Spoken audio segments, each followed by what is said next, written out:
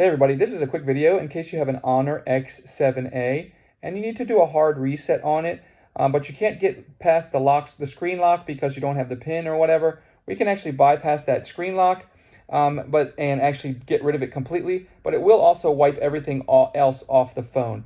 But if you're okay with that, it's real easy. All you need to do is you need to turn your phone off and then press the power button and the volume up button simultaneously until this logo appears on the screen.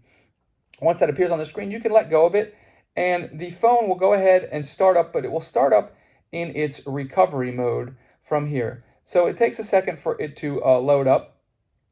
We're just going to let it load up, and then you'll get this menu and we have this option to restart or to clear data. So we're going to toggle down and go to clear data, and then we're going to choose factory reset. Now then we're going to have to type in yes.